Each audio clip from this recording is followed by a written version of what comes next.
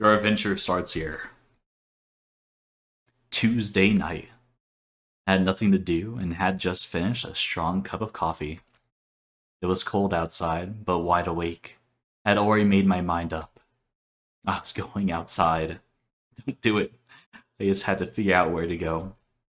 11 p.m. It was simply, really, pizza or a bar. I wanted to be around people, even if I didn't talk to any of them, so bar it was. More my crowd anyway, I thought.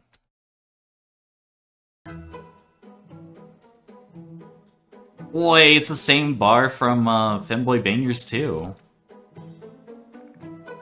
There she was, with danger in her eyes. I spotted her, and couldn't keep my eyes off of her from the moment I walked in. Like a moth to a flame, my feet preceded thought. Did they make the... I wonder if the AI generated the dialogue. Perhaps it was the look of disappointment she passed me as I joined the party. Her, the bartender cleaning glasses, and me. Desperately seeking validation, more so from petty things radiating contempt for my underwhelming presence. Perhaps it was the caffeine. She was clad in leather. The Harley outside was either hers or the bartender that looked to be overwhelmed by coursework. I sat down next to her and ordered a beer like I knew the hard life. I have one of those. She chuckled.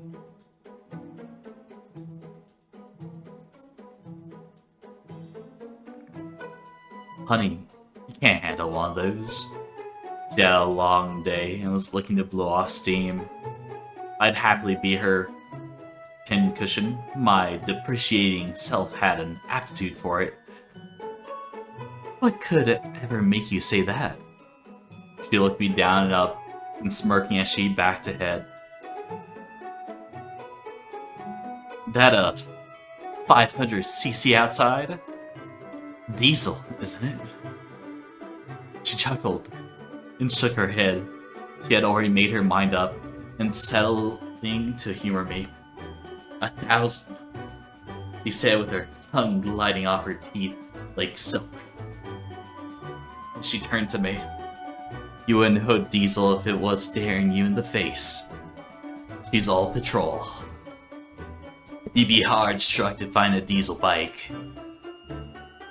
They're out there, but you have to look hard and long to find one. She was tipsy, and her furrowed brow suggested interest. I couldn't believe my luck, and made myself comfortable. I'm Lola, by the way. Keki. Her hand nearly crushed mine.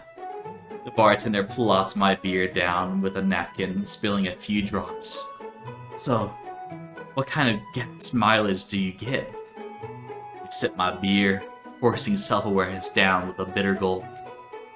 I'm not gonna lie, she's a thirsty girl. She stared at my wet lips until I wiped them dry. I turned away sheepishly. I see. So, aren't you gonna ask me what I drive? Give me a hint, is it slow and safe? I nodded like a needy and insecure girlfriend. She seemed to like it, taking a big sip of her tall beer. I followed suit, nearly choking myself. Don't hurt yourself. Couldn't help but laugh at myself. It wasn't my first beer, but I was in over my head.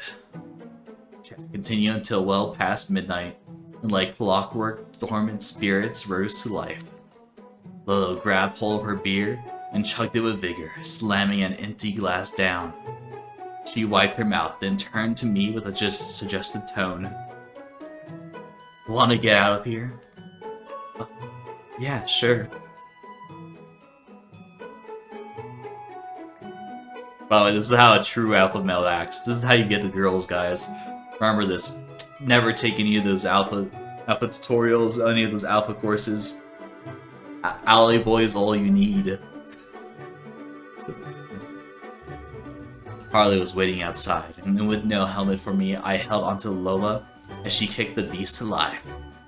The engine roared between my legs, sending shivers up to my spine as we sped off into the night. Her scent was sweet and body firm. I wonder what fate awaited me as I watched the world blur past.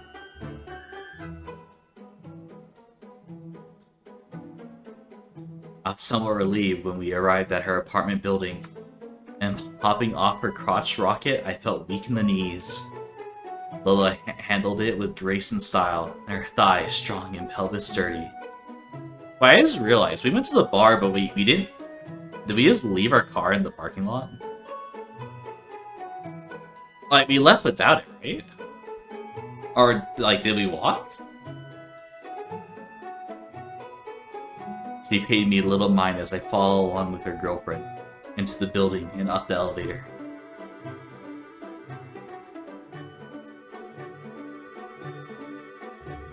Lola occupied the penthouse and scratched her crotch after placing her helmet on the kitchen counter. Oh, the classic crotch scratch. Truly masculine. I needed some readjusting myself, granting her the same courtesy, of course. Without a word, she stepped into a room, then emerged a moment later, silence unbroken. She's huge! So yeah, that was a Futanari spat in my mouth. I'm gonna be honest. Do I recommend a Futanari spat in my mouth? Yeah. If you played the other Alley Boy series, that was pretty much on par with what I expected. They reused some scenes, they reused some artworks like from Finboy Bangers 2. Which, it's understandable, these are like $1. I'm pretty sure he's making like mega bank, that's why he's like spamming them right now. I'm kind of impressed that Alley Boy hasn't gone down the evil route of just using AI. Like, there's a bunch of indie hentai devs that are just using AI now instead of actually drawing the hentai. Kind of proud of them that they're still hand drawing their artwork. As for the overall feel, I would say that it kind of dragged on, and there was a lot of grammar mistakes as usual. I don't think they proofread any of these. I think they just like ship them out immediately. Do like the aggressiveness. I wonder what happened to our car at the end, because I'm pretty sure we didn't walk to the bar, so... Overall, I'd say I give this game a 6 out of 10. 4 below is like, you know, I hated the game itself. It wasn't like one of the best Alley Boy series. But I'd say it was fun. It was a fun read. Bye.